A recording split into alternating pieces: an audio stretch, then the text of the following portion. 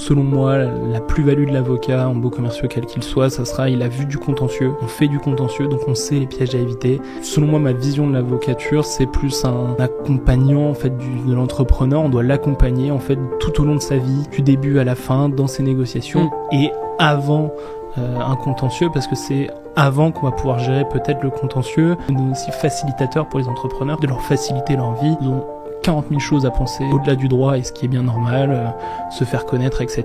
Le bail commercial, faut le savoir, c'est un statut à part entière qui impose énormément de choses.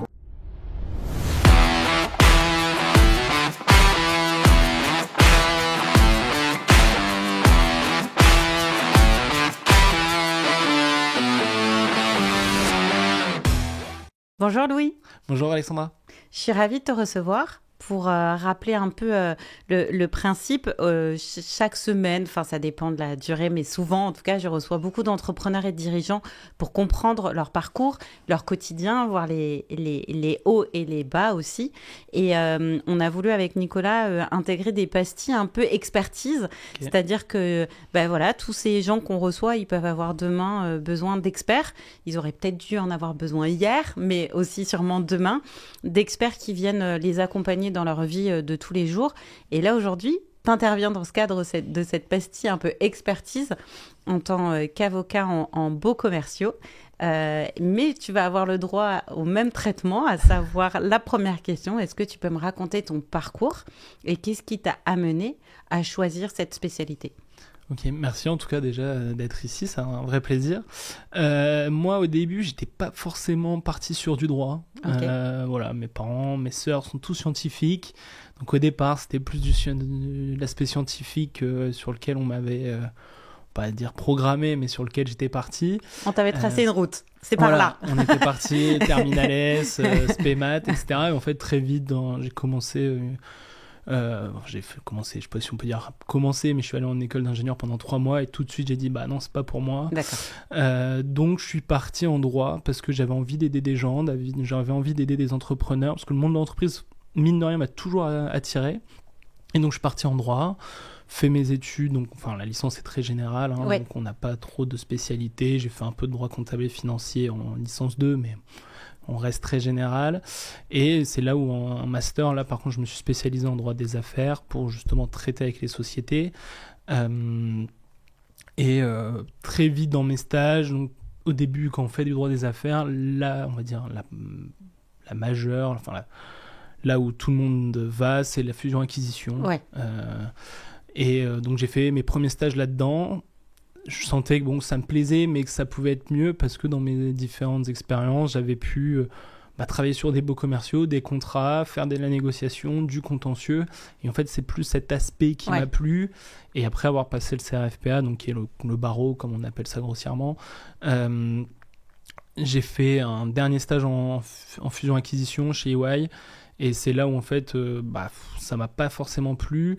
Et en fait, j'avais eu la chance de travailler sur des beaux commerciaux, un audit dans le cadre d'une fusion-acquisition. Et en fait, c'est là où je me suis dit, c'est vraiment ce que j'aime faire, les beaux commerciaux. Et donc, en fait, après, j'ai continué par des expériences à aller dans une foncière en tant que juriste, après faire un stage final dans une institution lilloise en beaux commerciaux purs.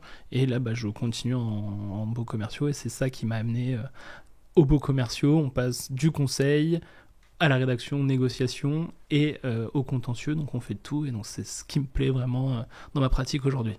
Ouais, parce que finalement, quand on est sur de la FUSAC, on est sur quelque chose de très technique et peut-être moins relationnel. Alors je suis désolée si c'est pas le cas, mais c'est l'image que j'en ai de la FUSAC, quelque chose de très cadré, processé, où là, pour le coup, on va être sur quelque chose de très technique. Ouais, on va être sur quelque chose de très technique, où on aura une négociation forcément en amont, où là, il y a un aspect humain aussi. Enfin, les avocats en fusion-acquisition, je pense, en parleront mieux que moi, mais il y a un aspect humain qui rentre en jeu parce que il y a toujours l'aspect humain qui rentre en jeu.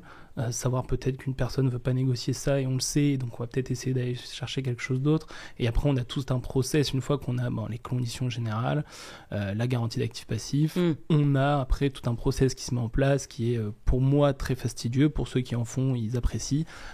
Mais voilà, moi, c'est cet aspect que j'aimais moins et ils ont moins de contentieux aussi. Et pour moi, c'est ce qui fait aussi la différence dans des négociations, en tout cas en baux commerciaux.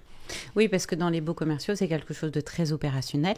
Très opérationnel. Et alors, beaucoup de gens se font accompagner aussi par des notaires. Mais selon moi, la plus-value de l'avocat en baux commerciaux, quel qu'il soit, ça sera, il a vu du contentieux. On fait du contentieux, donc on sait les pièges à éviter. Peut-être qu'une rédaction un peu maladroite d'un notaire, soit si nous, on est du côté de... on va dire en demande, cette maladresse va pouvoir nous être bénéfique. Et alors que le notaire l'aura pas forcément vu parce qu'il aura sa rédaction et c'est sa rédaction et on n'y touche pas. Oui, tout à fait. À quel moment un entrepreneur, un commerçant, il vient te voir aujourd'hui ? On a en tant qu'avocat quand même la casquette, on va dire, du pompier, où il y a un contentieux, il y a un litige, on va avoir un avocat. Alors qu'on est beaucoup plus que ça. Selon moi, ma vision de l'avocature, c'est plus on doit être un accompagnant en fait de l'entrepreneur. On doit l'accompagner en fait tout au long de sa vie, du début à la fin, dans ses négociations et avant un contentieux, parce que c'est avant qu'on va pouvoir gérer peut-être le contentieux et éviter justement ce contentieux. Et c'est là, je pense, notre plus grande plus-value, malgré s'il y a un contentieux, c'est tout, on va y aller. Mais le but aussi, c'est certes, on vient me voir souvent a posteriori, mais on préfère qu'on vienne nous voir pendant les négociations où nous on va arriver, on va dire faites attention à telle clause, là ce qu'on essaye de vous faire signer, attention à ci, attention à ça. Et je pense que c'est là où on a une vraie plus-value en plus du contentieux. Donc si j'entends, aujourd'hui on vient te voir trop tard, ou en Souvent. tout cas, quand je dis trop tard, c'est que en fait, si on était venu te voir plus tôt, on aurait pu éviter justement cet incendie. Ouais, exactement. Donc à quel moment, pour toi, il est idéal qu'on vienne te voir et comment tu vas pouvoir accompagner cet entrepreneur ou ce commerçant ? Moi, dans le meilleur des mondes, c'est l'entrepreneur qui vient me dire « Ok, on a un projet, c'est ça. On veut monter, par exemple, je sais pas, une filiale, une franchise à Lille avec telle enseigne. On sait pas comment on va le faire. Comment on fait ?» Et là, on commence à discuter parce qu'il y a beaucoup de règles qui vont venir en jeu, les sociétés en cours de formation, bref, et les baux commerciaux. Et avant toute signature de quelconque document. En fait, ça, c'est le monde idéal parce que trop souvent, les clients viennent nous voir. Ah, j'ai signé une LOI, on va pouvoir négocier un bail. Et on regarde la LOI, les conditions principales du bail ont été négociées. Et nous, derrière, on va pouvoir essayer de gratter sur quelques aspects, mais les moins importants, parce que le bailleur il va nous dire, ou le preneur, vice-versa, il va nous dire, non, ça vous l'avez signé, basta. Et nous, on est les premiers que si le bailleur ou le preneur signe une LOI, et après on intervient et qu'il essaie de revenir sur des points signés, on va être les premiers à dire, désolé, on peut pas, parce que vous l'avez signé, vous avez accepté normalement en connaissance de cause, et comme ils n'étaient pas accompagnés, ils savent pas forcément ce qu'ils ont signé. Ce qu'ils ont signé, exactement. Est-ce que tu peux me repréciser LOI ? Lettre d'intention. Une lettre d'intention. Ouais, ou letter of intention en anglais. J'essayais de trouver le OI dans attention. Ouais, mais c'est pour ça, on l'a fait en français, c'est plus simple. Ok, super. Donc, en gros, tu parlais de franchise, c'est intéressant. Je veux rejoindre une franchise, je veux devenir franchisé. Est-ce que toutes les obligations en tant que franchisé vont être dans le même contrat ou tu as d'un côté la franchise, de l'autre le bail commercial? Comment ça marche? Exactement, en fait on a deux contrats, le contrat de franchise ou le contrat licence de marque, ça dépend ce que l'enseigne veut mettre en place, et le bail. Là où on peut aussi intervenir, c'est la franchise, souvent c'est 6 ans, renouvelable, etc. Le bail commercial, on sait que c'est 9 ans. Donc nous aussi, on peut essayer de parler avec la franchise en disant attendez, sinon on perd cette franchise, potentiellement on perd le bail, et vice-versa.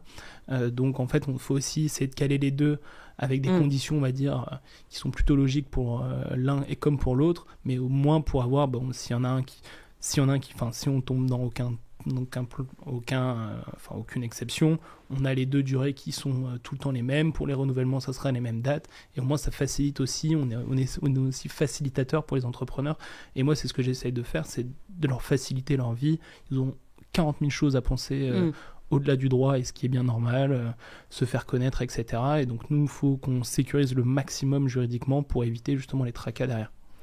Quand on veut rejoindre une franchise, est-ce que la marque initiale a un droit de regard sur le bail? Souvent, ils ne regardent jamais le bail. Okay. Ils le délèguent. Et c'est pour ça que nous, on essaye, quand un client vient nous voir, on a une franchise, on va signer ce contrat de franchise et ce bail, on dit envoyez-nous aussi le contrat de franchise, au moins on regarde pour essayer de calquer les deux, mais souvent, ils ne regardent jamais le bail. Ils proposent l'emplacement. Ils proposent peut-être leur LOI. Souvent, il y a des franchises qui proposent leur LOI pour avoir tout le temps les mêmes conditions aussi pour chacun des franchisés. Ouais. C'est peut-être, des fois, ça peut se discuter. Et si c'est une bonne chose ou pas, ça se discute aussi selon la LOI. Mais souvent, après, ils ne regardent pas le bail, ce qu'on négocie, ce qui est négocié, les facilités de paiement des fois qu'on fait à la signature, etc., etc. Mais après, le franchiseur peut avoir un impact aussi dans la négociation, parce qu'on peut dire c'est telle enseigne, ça c'est quand même bien pour le site, et donc là ça a quand même un certain impact aussi, que le franchiseur soit aussi dans la boucle. Ça joue d'ailleurs, je suis en train de poser une autre question.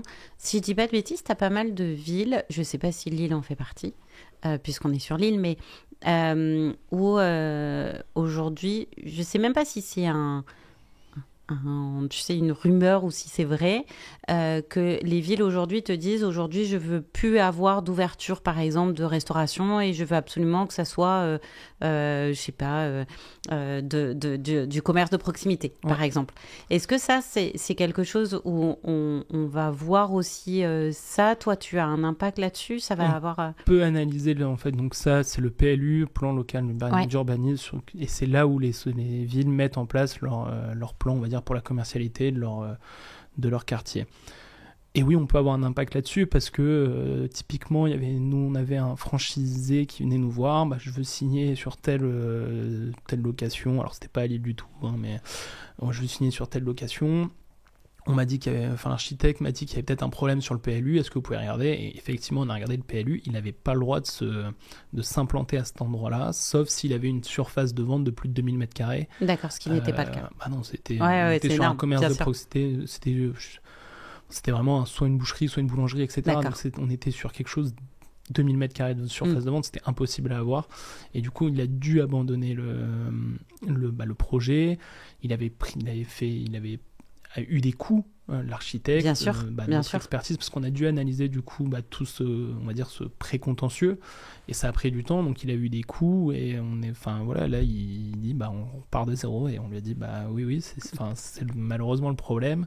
Et là après il y avait le franchiseur aussi qui n'avait pas forcément fait bien son travail parce qu'il n'avait pas vérifié, mais du coup on peut regarder, et on va regarder quand on sait que c'est sur des zones un peu on va dire dans des PLU, des zones un peu tendues. Ouais. Donc ça c'est vrai en fait, en tout cas, que tu as des PLU, et j'ai presque envie de dire, quelle que soit l'enseigne, notoriété ou pas, en fait ça doit être respecté. Ah oui, là si jamais... On peut pas contourner avec un petit billet sur la table. Non, malheureusement non, mais heureusement on va dire.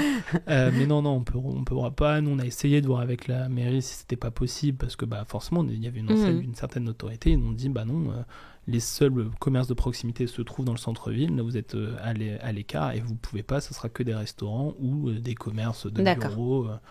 Donc il y a vraiment... ok. Et il y a une vraie attention portée par les mairies là-dessus, sur le respect de leur PLU.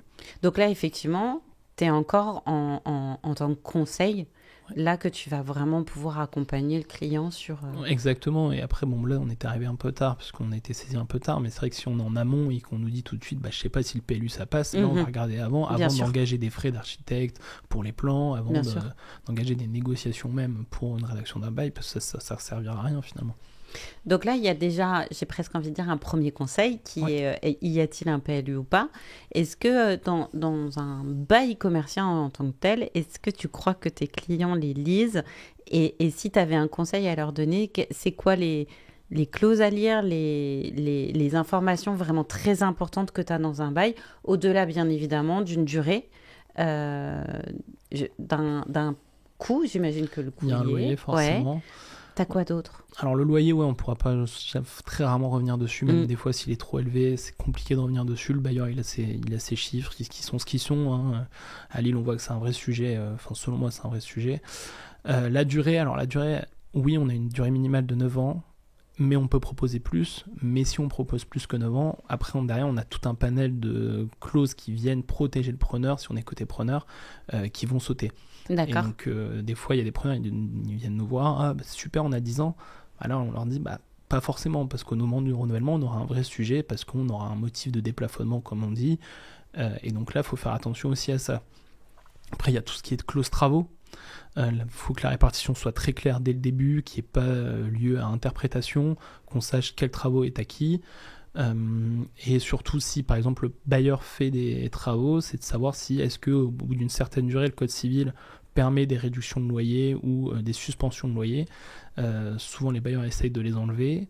Ça, c'est important de les garder parce que on peut avoir, je sais pas, une fuite et qui permettent nous en tant qu'entrepreneur de suspendre au moins le loyer pour éviter des charges, des coûts, etc. On aura aussi tout ce qui est clause de cession. Si on veut vendre son fonds de commerce avec son bail commercial, on peut avoir des clauses d'agrément, dans certaines conditions, on peut avoir aussi des clauses de garantie. Ça, c'est important de regarder parce que ça peut, si on ne le fait pas, rendre inopposable la vente, par exemple, de son bail au bailleur, et donc on peut continuer à être tenu, donc ça peut poser vraiment des difficultés. Les garanties, pareil, on peut, par exemple, être poursuivi, si on reprend le texte, le vendeur peut être poursuivi du fait que son acheteur est défaillant dans ses obligations pendant une durée de 3 ans. D'accord. Et après, des fois, il y a des bailleurs qui disent tous les acheteurs successifs. Et donc ça, il faut essayer de le faire sauter parce que nous, en tant que vendeur, on a choisi notre acheteur. Mais si l'acheteur, on va dire revend, derrière, on a un vrai sujet parce nous, on ne l'a pas choisi en tant que vendeur. Et du coup, là, on peut être aussi tenu par ces dettes-là. Donc ça peut être un vrai sujet. Et après, il y a toutes des clauses aussi... on va dire de garantie ou si on a malheureusement une procédure collective qui s'ouvre, le dépôt de garantie typiquement sera acquis, il faudra le reconstituer, ça peut être compliqué en procédure collective, donc c'est des clauses auxquelles on fait attention vraiment là-dessus. Et après, il y a tout ce qui est clause, si on se met vraiment à l'instant de création de la société, clause de substitution qui va être important à mettre en place, parce là, il faudra contracter en son nom personnel, au nom et pour le compte de la société en cours de formation. D'accord. Et ensuite reprendre le bail par l'entreprise. Avec des schémas juridiques qui sont assez connus, et on n'est pas là pour faire un cours de droit, mais avec une reprise de l'acte pour en fait que ce soit plus la personne physique qui soit tenue du bail. Bien sûr. Et que ce soit la société. Là, typiquement, nous, dans un contentieux, on pense qu'on va pouvoir aller chercher les associés parce qu'ils ont ils ont contracté au nom d'une société en cours de formation, mais en leur nom propre. Et pas en nom et pour le compte de la société en formation, et donc potentiellement on peut aller les chercher personnellement. Et donc là, quand on parle, je sais pas, moi je vais dire n'importe quoi, imaginons on a 100 000 euros d'impayés, aller les chercher sur son patrimoine personnel, ça peut faire mal quand même. Ouais, bien sûr. Et pour le coup, je m'interroge sur cette durée de 9 ans. J'ai comme l'impression aujourd'hui que tu vois pas mal de nouvelles enseignes qui finalement arrêtent bien avant les 9 ans. En fait, comment ça fonctionne? Parce que dans ces cas-là, quand un local reste vide, je pense il y a quand même beaucoup de centres-villes aujourd'hui qui connaissent Lille en premier lieu. Et Lille en premier lieu, une désertification des centres-villes de la part justement du commerce. En fait, comment ça marche puisque tu as ce bail de 9 ans? Et encore une fois, là, ça fait longtemps que je n'étais pas venue. Je suis passée devant pas mal d'enseignes où j'ai vu qu'elles n'existaient plus. En fait, c'est qui porte le risque là? Ça va être le bailleur. Hein. C'est le bailleur. C'est le bailleur parce qu'en fait, souvent quand l'enseigne ferme, par exemple à Lille, c'est qu'elle est en procédure collective. Donc là, on a une procédure de 2 ans minimum, qui peut durer jusque 2-3 ans. Surtout si on commence par un redressement judiciaire où là, on va figer tous les comptes et on va attendre une période d'observation qui va s'ouvrir. Et on va voir si on fait un plan de redressement, un plan de cession, etc. Enfin bref. Et après, en plus, si derrière on a une liquidation qui s'ouvre, on a des nouvelles procédures et des nouveaux délais qui s'ouvrent.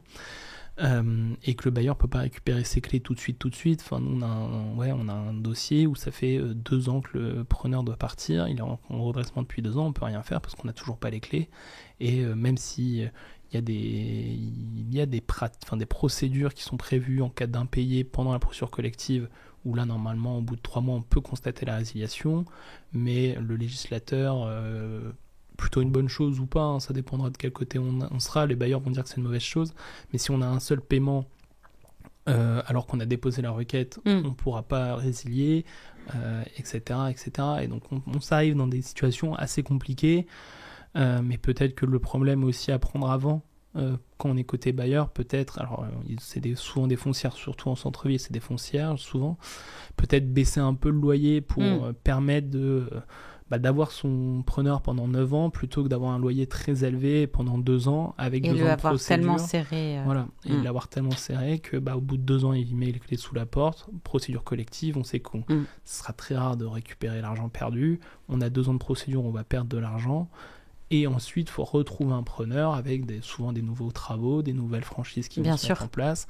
Donc il y a peut-être aussi un jeu d'équilibre à trouver pour les preneurs et investisseurs. Peut-être tout petit peu baisser l'assiette du loyer, peut-être être un peu moins sévère sur quelques conditions pour permettre de garder un preneur 9 ans, ce qui est quand même beaucoup plus rentable, je pense, qu'une enseigne qui, au bout de 2 ans, elle ferme parce qu'elle n'a pas pu... Bien sûr. Et moi, je parle à des commerces, par exemple, dans l'île, un restaurant qui s'est ouvert il n'y a pas si longtemps et qui marche bien, mais qui dit que chaque mois, quand je dois lâcher, enfin, ou chaque trimestre, quand on doit lâcher le loyer, ça fait quand même un sacré trou dans la trésorerie. Je veux bien le croire, Et du coup, il dit on n'a pas le droit, on a très peu de droit à l'erreur. Il faut vraiment faire tout le temps des mois au top. Ouais, c'est ça. Et ça, c'est un vrai sujet. C'est un vrai sujet. Alors. Ouais. Et c'est sûr que pour le coup, justement, ça me vient une autre question. J'imagine que tu as peut-être ressenti une baisse des demandes, justement, en baux commerciaux parce que les gens sont un peu plus frileux à y aller ou... Ouais, alors les baux commerciaux, toujours, ont un peu la cote quand même, toujours, mais on a une augmentation des contentieux plus dans ce Plutôt sens-là. dans les contentieux. Ouais, dans les contentieux d'impayés, beaucoup de bailleurs viennent nous voir, mais on a d'impayés, qu'est-ce qu'on fait? Donc là, on a aussi une nouvelle procédure qui se met en place. Commandement, on attend un délai d'1 mois, après on saisit le juge, mais bon, pareil, là, les juridictions explosent. Et du coup, même en saisissant en référé, qui est normalement la procédure très rapide, on se retrouve des fois avec des délais de procédure d'1 an. Donc là, c'est aussi pareil, ils perdent l'argent pendant 1 an, alors qu'on aurait peut-être...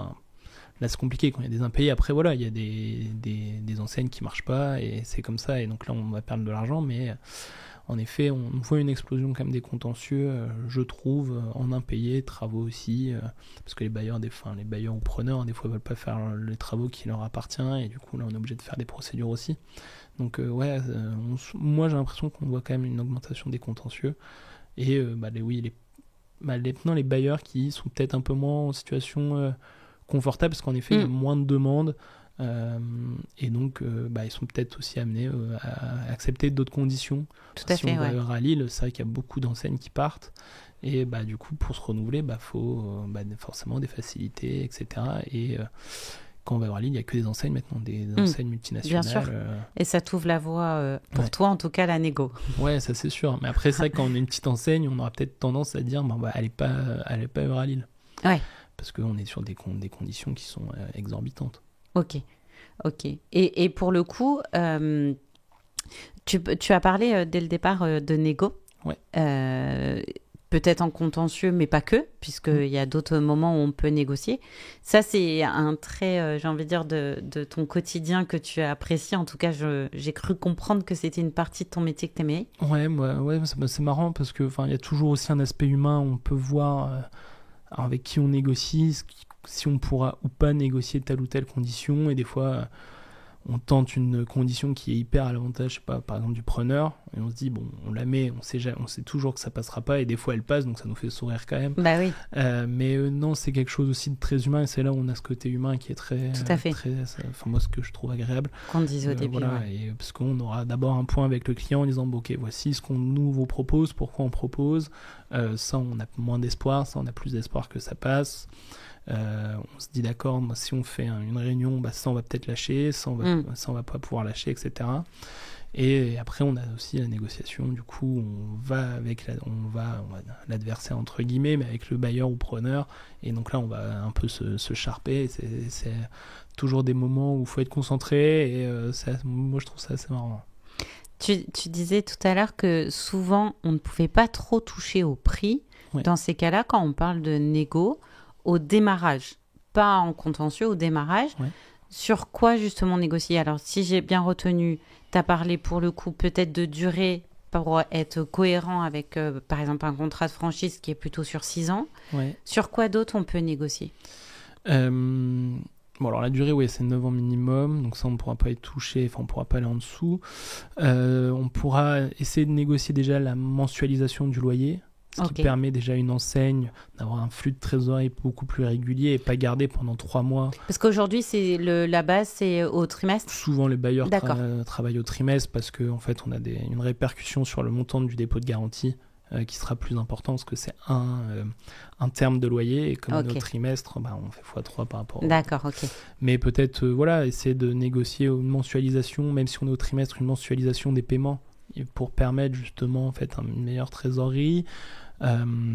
Sans toucher au dépôt, fait que le bailleur il a tout à gagner en tout cas. Exactement. Et au moins ça permet à l'entrepreneur au début de mieux gérer sa trésorerie parce qu'il a un nombre de coûts aussi qui est autre que le bail. On a l'URSSAF, s'il a des salariés, les salaires à faire tomber. Donc ça peut être intéressant. On peut négocier des franchises, des aides en fait, on va dire du bailleur au début du bail pour en fait faire que le commerce se lance aussi. Donc des fois on va dire des loyers à palier, c'est-à-dire que la première année on met une franchise de 50%. D'accord. Après on met 33 la deuxième année, 25 la troisième année. Au bout de la quatrième on est plein pot avec l'indexation forcément qui va arriver. Donc ça peut être intéressant.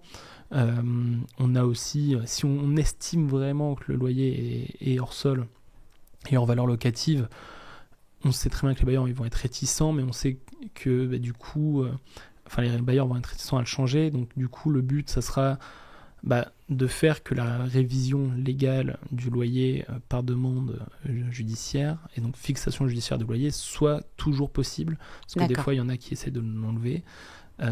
Parce que si on fait un loyer variable, on peut potentiellement l'enlever, bref. Mais du coup, on va regarder ça. Et après, tout ce qui est accompagnement aussi du preneur, parce que au moins, ça va permettre lui aussi de se lancer, peut-être de se faire un peu de trésorerie au début en cas de soucis derrière. Donc ça peut être intéressant à mettre en place pour le preneur. Plus, j'imagine, le bailleur a mis un peu de temps à trouver, plus la négo peut être envisageable. Ouais, plus la négo va être envisageable, mais plus aussi, des fois, il va le moins lâcher. Enfin, ça dépend du bailleur. Si on est sur un bailleur, on va dire personne physique, personne lambda, il va peut-être... on va lui expliquer, etc., parce qu'il aura sans doute un notaire en face. On va lui expliquer... le notaire doit lui expliquer pourquoi on demande ça. Mais ce sera plus facile à négocier qu'une foncière. Oui. Parce qu'il y a des foncières, ils ont leurs conditions. Après, il y a des foncières qui sont très humaines. Elles ne sont pas toutes dans le même panier.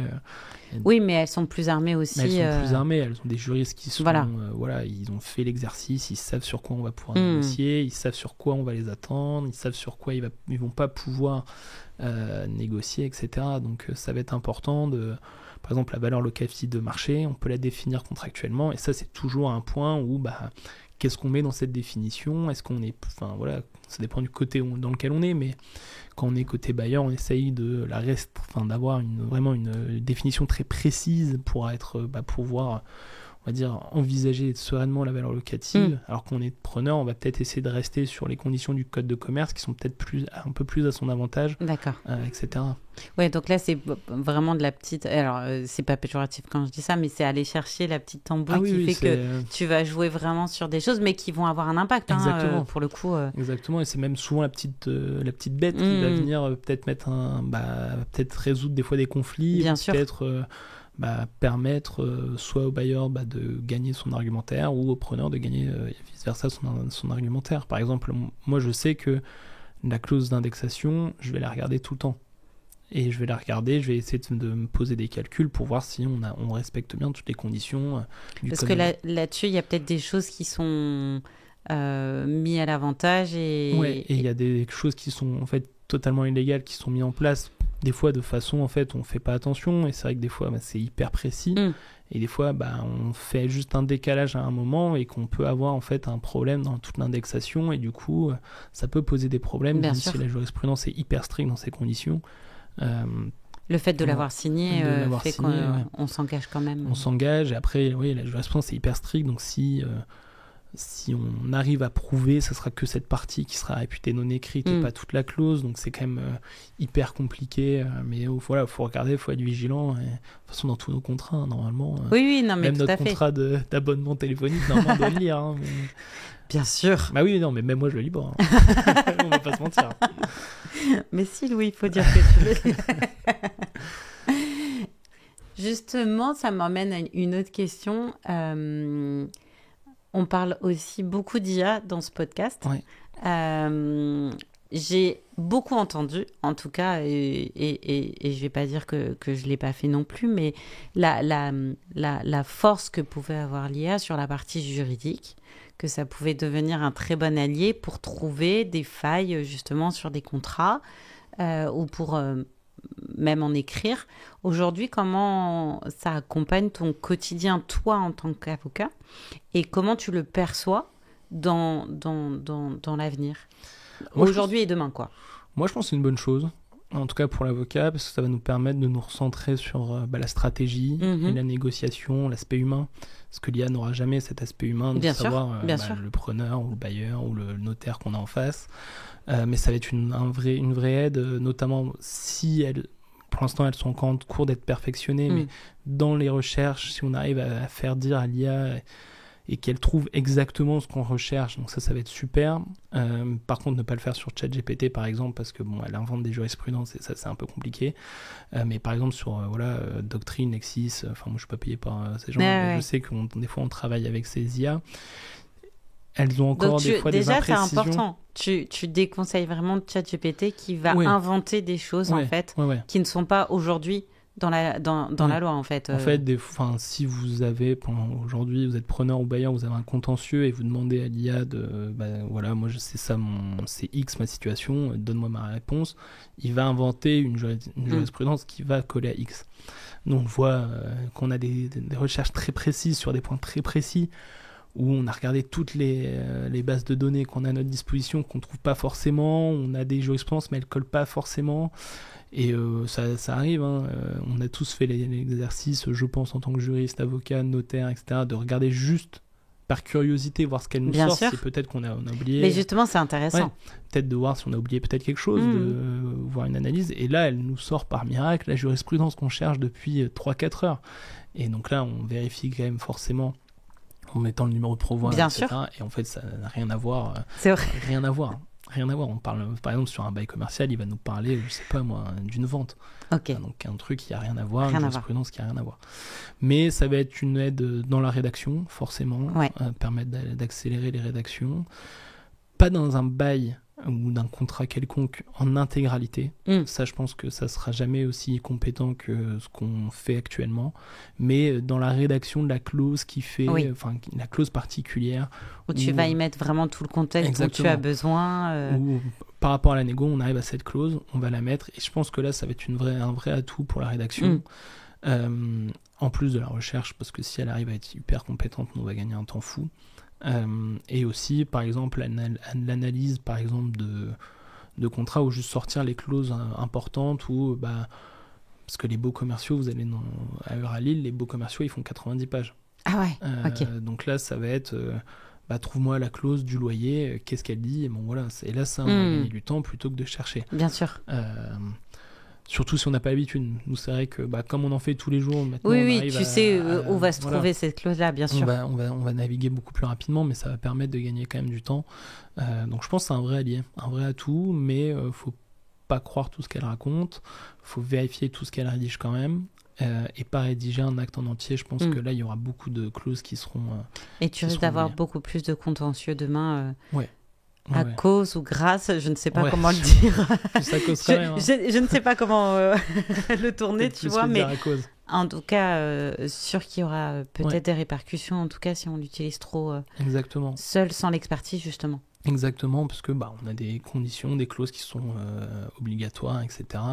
Après, voilà, ça existe des praticiens qui n'ont pas l'habitude de faire des beaux commerciaux, on le voit, hein, sans citer, il y a des fois des experts comptables qui font des beaux commerciaux, on le voit tout de suite, parce qu'ils ont oublié la moitié des clauses qui sont obligatoires, et ils ont pas expliqué ce que l'implication. Moi, j'ai un client qui est venu me voir, on a un bail meublé commercial, très bien, possible, on regarde un peu. Il me dit, je veux refaire ça, mais pour 4 mois. On peut Oui. pas. On peut pas. Ouais, mais le comptable il a dit que je pouvais, etc. Non, on peut pas. Même là, ce que vous faites, là, vous êtes tenu pour 9 ans, et en fait, il pensait être tenu pour, en fait, des périodes d'1 an renouvelables à chaque fois, quoi. Ah oui, il était sur de l'éphémère. Voilà. Et alors que pas du tout, en fait, il est sur un bail commercial pur et dur, et que du coup, en fait, on a des questions qui vont arriver pour la fin du bail. Comment on met fin au bail? En tant que bailleur, on doit payer une indemnité d'éviction, sauf hypothèse précise. Le preneur, donc il a le droit à cette indemnité d'éviction. C'est quand même beaucoup. On parle quand même souvent de 100 000 euros, etc. Ou minimum 50 000 euros à verser au preneur pour l'évincer. On est quand même sur des montants assez importants. Au bout des 9 ans, tu parles, hein? Ouais. Donc si par exemple le bailleur, vous êtes preneur, au bout de 9 ans, il vous délivre un congé avec refus de renouvellement et offre d'indemnité d'éviction, là on va vraiment se poser la question d'analyse. On a un fonds de commerce, est-ce qu'on peut le déplacer ou non? On va se poser une ribambelle de questions, et après on va faire chiffrer ça par des experts. Mais du coup, ça a des vrais impacts quand Bien sûr. Soit une IA, soit un expert comptable, soit des gens qui sont pas du tout, on va dire, convertis à cet exercice. Bien sûr. On va avoir un vrai sujet à la fin sur, en fait, le bail commercial, faut le savoir, c'est un statut à part entière qui impose énormément de choses. Et donc ça, il faut vraiment bien l'avoir en tête. C'est pas un petit engagement, c'est pas un contrat téléphonique. Bien sûr. Bon, si on résilie, on va payer 15 €, on va renvoyer la lettre en LRR, basta. Non, c'est beaucoup plus compliqué et ça impose beaucoup plus de choses. Et c'est les raisons pour lesquelles, là, cette clause de sortie, tu disais, elle est écrite dès le départ. Enfin, je sais pas si ça se dit clause de sortie, mais c'est, en tout cas, vu que ça dure 9 ans, le bailleur, il est dans son droit de dire, au bout de 9 ans, je le récupère, ce local. Donc, il est dans son droit de le faire. Dans son droit. Pour autant, le preneur, lui, il a généré un chiffre d'affaires, un fonds de commerce en étant là. Donc, c'est ça qui se négocie, en fait. Voilà, en fait, il va devoir payer une indemnité d'éviction. Donc ça, on va négocier forcément le prix, le coût. Forcément, potentiellement, on a une expertise judiciaire qui va être nommée pour avoir justement, en fait, une fixation, on va dire, au plus juste. Mais après, voilà, c'est vrai que si c'est quoi, c'est le législateur, c'est ça qui va déterminer cette... En fait, le législateur nous a donné des conditions, enfin des règles.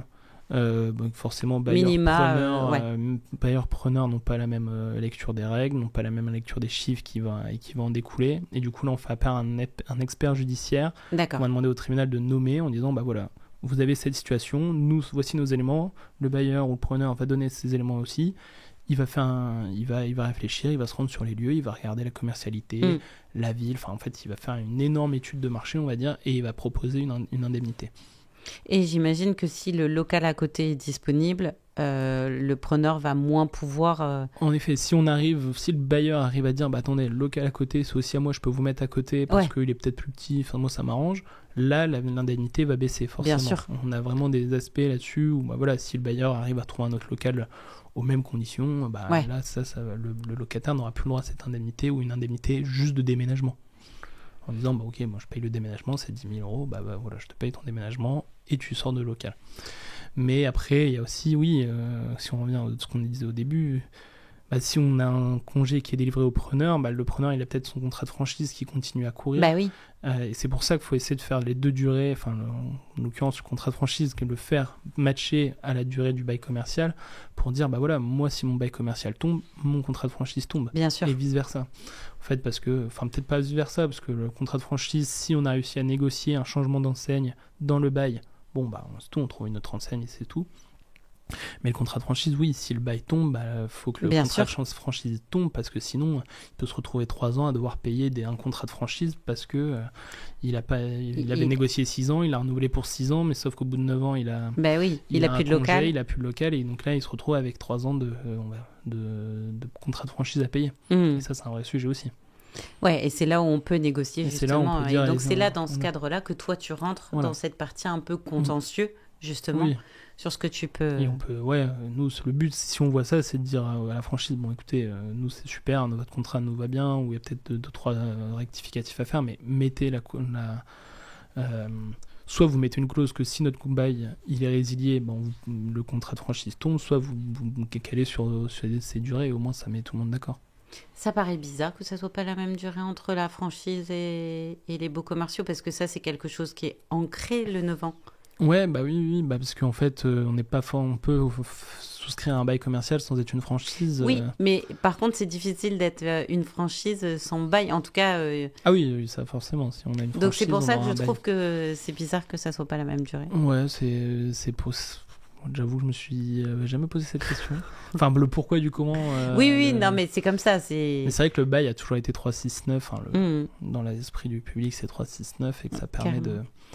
de faciliter, d'avoir une durée qui est assez longue pour permettre aussi au commerce de se développer. Parce que Bien si sûr. on nous dit c'est 1 an et après on voit comment ça donne, T'as pas eu le temps. n'a pas le temps. Bah bien sûr. Enfin, après, je n'ai pas encore ouvert de boutique, mais pas sûr qu'au bout d'1 an, c'est possible. Mais tu dois avoir une bonne vision quand même avec ceux que t'accompagnes. Oui. Et justement, ça tombe bien, ça fait la transition avec ce que je voulais te poser après. Je suis jeune entrepreneur, en tout cas, peu importe, je suis pas si jeune que ça, mais en tout cas, je suis entrepreneur et je veux acquérir pour la première fois un bail commercial. C'est quoi le meilleur conseil que tu peux me donner? Le lire avant. Le lire, parce que si vous achetez si tu achètes un bail commercial, tu vas acheter le bail et tu n'est pas possible de le renégocier normalement à ce moment-là. Donc c'est bien de lire et après de bien étudier le business plan pour dire est-ce que c'est possible, voilà ce que ça va me coûter, demander au bailleur pour la provision pour charge, la taxe foncière, combien je paye en fait en tout et pour tout. Il n'y a pas que le loyer, il y a tout ce qui est charge qui va être à payer, la taxe foncière, même si pour l'instant le législateur est en train de revenir sur la taxe foncière à la charge du preneur, mais voilà, avoir toutes les charges et bien analyser sur est-ce que c'est faisable ou pas. Ouais. D'autant que si tu achètes, souvent c'est un prêt, il y aura le prêt qui va rentrer en jeu. Est-ce que tu as besoin d'une franchise? Oui, non. Est-ce qu'on a besoin, je sais pas moi, si c'est une boutique de vêtements, est-ce que tu as besoin d'une vendeuse à temps plein tout le temps parce que toi t'as pas le temps d'être tout le temps là.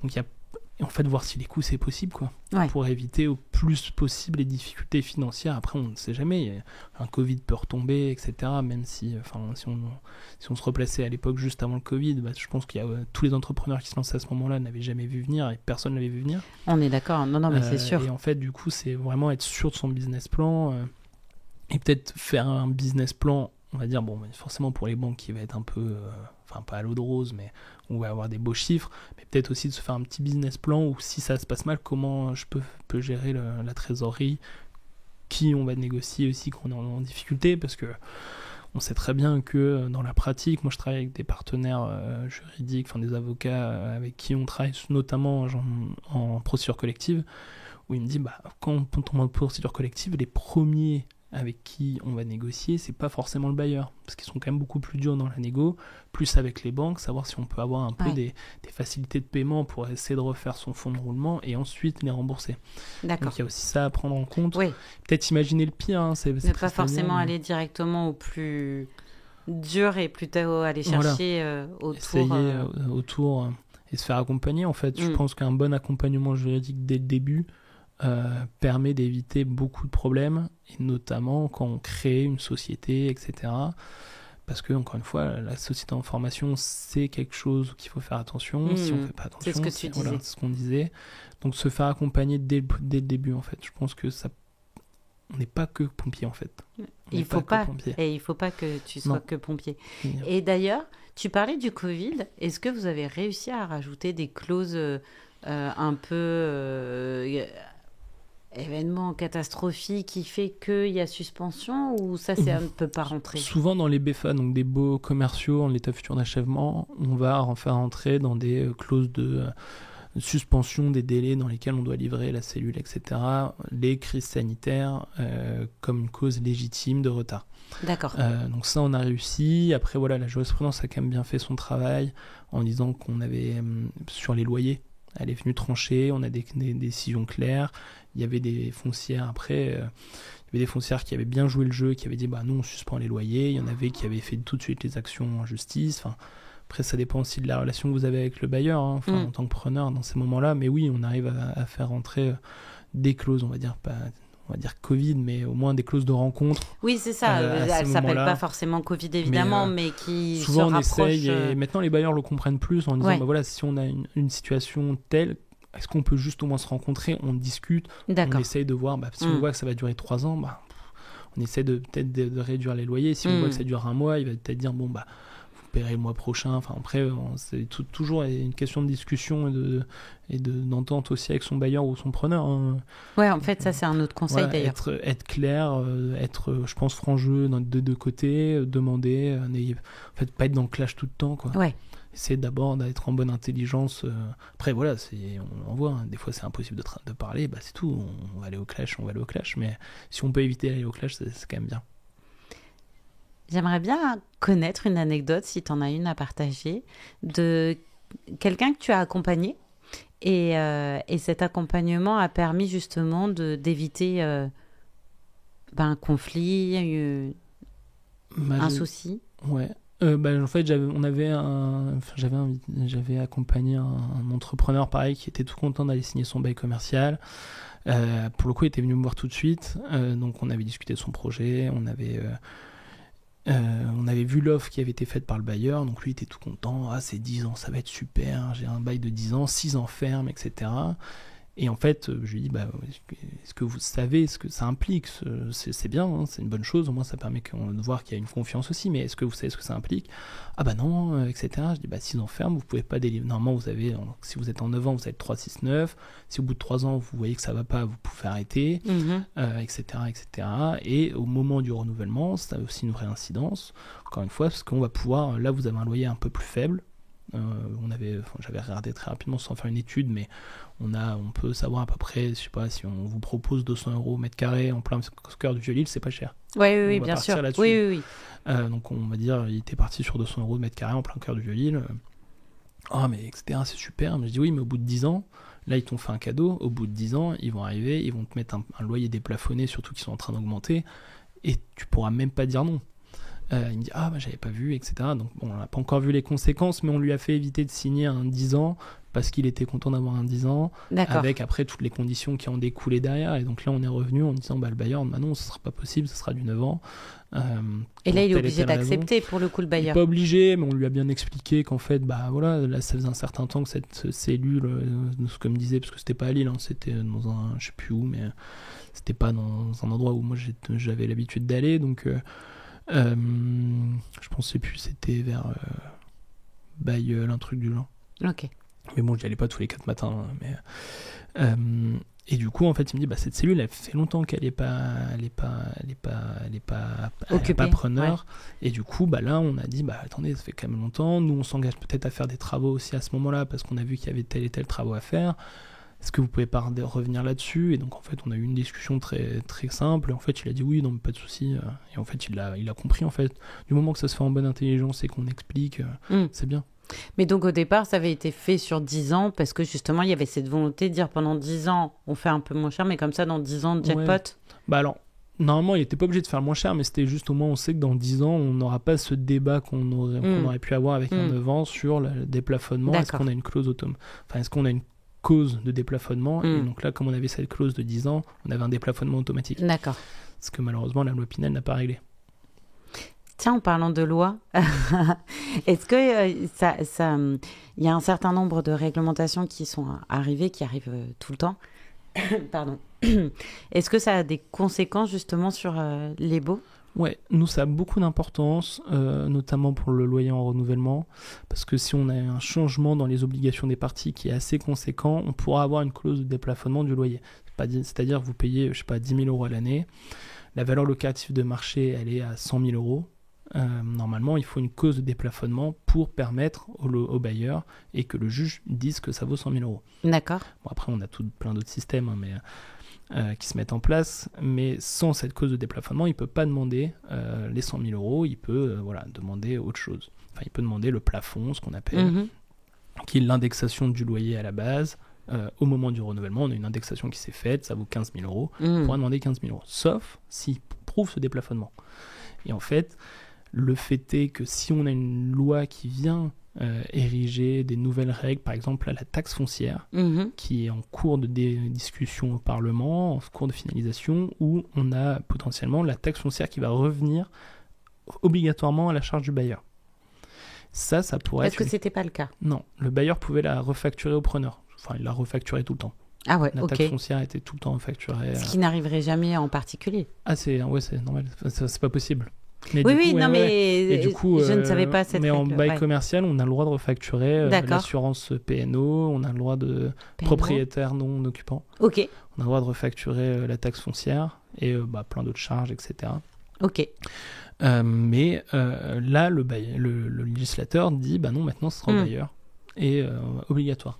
Et donc là, tous les baux qui, par exemple, sont à 9 ans, sans cause automatique de déplafonnement, parce qu'on a mis 10 ans, tous les baux qui sont soumis à la refacturation de la taxe foncière, on aura un changement dans les obligations et donc potentiellement un déplafonnement qui va être qui va être prouvé, on va dire. On aura une cause de déplafonnement et donc là le juge va nous dire là on a une cause de déplafonnement et donc là on aura quand même, je pense, une vague de contentieux qui va arriver. Et oui. Et c'est pour ça que là, dans un des baux qu'on a rédigé, on a essayé, je ne sais pas si ça va passer, mais on a essayé de dire si on a une modification dans la législation, ça ne sera pas une cause de déplafonnement, etc. Enfin, de façon plus précise, mais faut pas dévoiler toutes ces cartes après. Parce que si non, bien sûr. non, mais voilà, on essaie de le voir avant. Mais oui, en effet, là, il y a des obligations qui vont tomber. Par exemple, la mensualisation on en parlait, mais la mensualisation du loyer sera quasiment de droit. Enfin, sera de droit normalement pour les preneurs, ce qui va avoir un impact sur les dépôts de garantie, ce qui aura un impact aussi parce que cette loi veut... En fait, à chaque fois qu'il y a une nouvelle loi, ça facilite, on va dire, un sujet... Mais ça décale un problème, quoi. Exactement. Ouais. Après, voilà, c'est comme la loi Pinel, en fait, elle était là pour protéger les petites boulangeries, des centres-villes, etc. Tu peux rappeler ce qu'elle stipulait ? La loi Pinel, alors, elle a réformé énormément de choses. Oui, parce qu'on en parle dans plein de elle a donné sujets. Une obligation d'information beaucoup plus poussée pour tout ce qui est les diagnostics, etc. Ouais. On a toutes les règles de déplafonnement qui sont devenues d'ordre public ou pas. Enfin, on a plein de dispositions qui sont devenues d'ordre public auxquelles on n'a pas le droit d'y toucher. Malgré tout ce qu'on veut faire, on n'aura pas le droit d'y toucher. Par exemple, le droit au renouvellement, un droit d'ordre public. Et donc, en fait, elle a changé énormément de choses. Et du coup, déjà, lors des renouvellements, il fallait qu'on se plie. Maintenant, elle était quand même contre les bailleurs. Ouais. Mais en fait, elle n'a pas fait son système de protection du preneur. En fait, elle était là vraiment pour dire, les baux commerciaux, ça commence à exploser. On a des loyers qui sont... dément, on a beaucoup plus d'enseignes, on va essayer de protéger les petits, sauf qu'en fait, la petite boulangère, elle n'est pas forcément accompagnée, que ce soit par un notaire, bien par, sûr. Par qui on veut. Et en fait, du coup, il y a eu des baux de 10 ans qui ont été signés en disant c'est une bonne idée, cause automatique de déplafonnement, elle se retrouve avec des loyers et maintenant des charges qui explosent. Et en fait, ils ont déplacer le problème au départ pour le remettre vraiment à 10 ans plus tard, quoi. Donc, en se disant on verra plus tard, c'est dans 10 ans. Alors, je sais pas ce qu'ils se sont dit, je suis pas certain, mais je pense qu'ils se sont dit c'est une bonne idée, mais ils ont pas en fait... Peut-être que c'est juste, ça sera plus moi, donc c'est pas grave. C'est peut-être ça, c'est peut-être... ou non, ça me paraît une bonne idée, on le fait, basta, on verra. Advienne que pourra. C'est vrai que l'exemple je vais dire tout bête parce que ça me paraît assez simple, du dépôt de garantie qui correspond à aujourd'hui à peu près à un trimestre. Et parce que c'est la manière dont on paye son bailleur au trimestre et que si demain c'est au mois, effectivement ça va changer. Alors soit ça garde parce que tout le monde sait que c'est ce trimestre-là et que ça reste la règle, mais automatiquement à partir du moment où la loi va passer, tous les preneurs vont demander la mensualisation, sauf peut-être grosse enseigne ou oui, bien sûr, oui, qui a de l'habitude et qui vient qui arrive à gérer les trimestres et leur trésorerie, oui, mais toutes les petites enseignes vont demander Bien la sûr. mensualisation, et ce qui est Bien normal. sûr. Bien Ça sûr. permet de pas lâcher, on va dire, je sais pas, un chiffre au hasard, mais 15 000 euros par trimestre, quoi. Ouais, et peut-être que d'une certaine manière, ça peut protéger les bailleurs en disant, bah, au moins, je me rends compte qu'il y a un à payer, pas au bout de 3 mois, mais C'est aussi une bonne chose dans ce sens-là. Au moins, ça permet tout de suite de voir. de lancer une petite alerte. Attention, il va se passer un truc, tu vois, de Même pas attendre si- les 3 mois, quoi. Ouais, même si on payait un trimestre échu, donc on payait par exemple le 1er de janvier pour les 3 mois qui Oui, oui, suivent. oui. Donc Oui, s'ils oui. n'étaient pas payés dans le mois, ils allaient mettre tout de suite des alertes. Enfin, si on est dans une grosse foncière, les alertes, elles vont vite. Oui, arriver. mais ce que je veux dire, c'est que je pense que ça permet plus vite de lancer des alertes, parce que si déjà tu n'es plus en capacité de payer un mois, c'est qu'il y a de fortes C'est chances possible, que ouais. tu vois. Enfin, Ouais, non, bon, c'est possible. Ouais. je Sûrement, suis ça très permettra. logique, donc Mais on verra. Non, mais si, on verra après. Avec oui, les après, il comptes, faut voir, bien les sûr. bailleurs qui viennent nous voir, etc. Et on pourra voir. Il sera peut-être plus facile d'analyser les difficultés, peut-être d'où elles viennent, en n'ayant qu'un mois. mois plutôt que des trimestres où il y a 15 000 euros qui partent. Bah, c'est ça, tout. ouais. Donc, tout à fait. ça permettra peut-être ça, mais c'était aussi, je pense, pour essayer de réduire les garanties qui sont données aujourd'hui aux bailleurs. Et pour terminer, parce qu'on arrive au bout de cet enregistrement, est-ce que tu aurais un exemple, une anecdote pour que les gens qui nous écoutent, ils puissent bien avoir conscience de l'importance de faire appel à un expert, d'un client que tu as rencontré, finalement il a voulu partir un peu cavalier seul, et tu as eu écho que ça aurait été bien qu'il passe par toi, ou en tout cas par un collègue qui fait du bail commercial, parce que ça n'a pas été une très bonne idée de vouloir partir seul. Du coup, on revient un peu sur l'exemple de mon client qui est passé par un expert comptable. Alors, je pense pas que ce soit l'expert comptable qui a rédigé les baux, mais voilà, il m'a dit, je viens vous voir, on a ça, très bien, on va regarder. On a créé des baux de différentes sociétés, on a 3-4 baux, mais voilà, on a des faits qui font que moi je veux sortir, on est en plein, ça fait 1 an, moi il m'a dit que c'était pour 1 an, etc. On regarde la chose, c'est quand même, des fois on peut avoir des baux dérogatoires au statut des baux commerciaux, c'est possible, sauf qu'on regarde, en fait c'est un bail commercial complètement, il a signé pour 9 ans, on lui a fait miroiter qu'il pouvait sortir tous les ans parce qu'on a fait une règle. Il dure 9 ans, mais de faculté de résiliation. En fait, on lui a fait miroiter des choses. Et cette clause, elle ne marche pas. Elle non, est pas... en fait, il a signé des choses où il avait pas où en fait, il pensait s'engager pour 1 an, sauf qu'il s'est engagé pour 9 ans. Et là, il vient de nous voir, donc, il vient me voir en me disant, moi, je veux qu'on sorte de 2 baux et qu'on en refasse un pour le tout, mais pour 4 mois. Et là, on va lui dire, non, pas possible, quoi. Pas possible, parce que si on sort de cela, c'est possible, parce qu'on est sur la fin du bail, et potentiellement, oui, on peut. Attention, bien sûr, indemnité d'éviction, bref. Et après, par contre, je lui ai dit, pour 4 mois, là, c'est pas possible. Vous avez un bail de 9 ans, on peut pas résilier un bail et tout de suite après faire un bail dérogatoire. On a des conditions pour le bail dérogatoire qui puissent être mis en place, mais là, on rentre pas du tout dans les conditions. Ouais. Et du coup, on se retrouve un peu dans une situation où si le preneur veut pas, il va rester et pour plus de 9 ans, ou même si on arrive à lui faire signer quelque chose d'1 an, il va pouvoir aller devant le juge en disant non, mais c'est un bail commercial qui a été renouvelé à telle date, et du coup on est reparti pour 9 ans. Et donc si lui voulait vendre, par exemple, je sais pas si c'est son but, mais de vendre vide le local, ça pose quand même un vrai sujet d'éviction et on va devoir payer de l'argent pour qu'il puisse partir, quoi. Et donc voilà, le but c'est de se faire accompagner dès le début, de préférence par un avocat. On va quand même faire la promotion de sa profession parce qu'on a cette vision 360 du conseil au contentieux. Et ensuite, c'est vrai qu'il vaut mieux aller devant un avocat plutôt que d'un notaire, parce qu'en fait, nous, on nous dit toujours, vous êtes super cher, on est du même prix que des notaires quasiment en baux commerciaux, si on prend d'autres matières. Et oui, on est cher quand on a des contentieux, parce que les contentieux, ça prend beaucoup de temps, beaucoup d'énergie. On analyse les pièces, on analyse de la jurisprudence, on fait des recherches pour voir si vraiment ça tient la route dans notre argumentaire. On réfléchit à la stratégie, on rédige des actes de procédure, et ça prend beaucoup de temps, et c'est pour ça que nos prix augmentent. Et donc, d'où l'intérêt de se voir dès le début. Exactement. Puisque là, ça coûtera moins cher. Qui dit moins de contentieux dit moins cher. Exactement. Et moins ça permet aussi des fois d'éviter beaucoup de contentieux et voilà, au niveau de la rédaction d'un bail commercial, un avocat a le même coût quasiment qu'un notaire. Puis j'ai même envie de dire, au moins tu es serein. Toi, en tant qu'entrepreneur, en tant que commerçant, tu es serein. Ton activité, c'est pas de gérer ton bail, mais de gérer ton activité. Donc, de te faire accompagner, ça te permet aussi de dire, je sais que là-dessus, c'est clean. J'ai été accompagné, j'ai pas de bilan à me faire à ce niveau-là, quoi. Et on se met quand même tous, normalement, tous mes confrères et moi-même, on se met quand, par exemple, on signe un bail, on se met des rappels aux échéances pour voir peut-être avec le client, à un moment donné, juste leur poser une question au bout de 3 ans, est-ce que ça marche ? Est-ce que vous avez besoin qu'on délivre un congé parce que ça marche pas et pour s'éviter de repartir sur 3 ans ? En fait, on fait quand même un suivi derrière. Oui, tu as un suivi, j'ai envie de dire, commercial, même si on n'est pas dans ce côté commercial, mais un suivi en tout cas relationnel avec tes clients. De 3 ans, ou est-ce que, je sais pas, les travaux ont bien été finis. Je sais que nous, on envoie, quand on fait des BFA, un calendrier, un tableau avec le calendrier qu'on rappelle, en disant, c'est ça qu'il faut faire pour éviter tout problème, etc. Et je pense que c'est important. Super. Est-ce que tu veux rajouter quelque chose ou tu penses qu'on a bien fait le tour ? Je pense qu'on a bien fait le tour. De ton quotidien. J'ai vendu ma profession. Bon.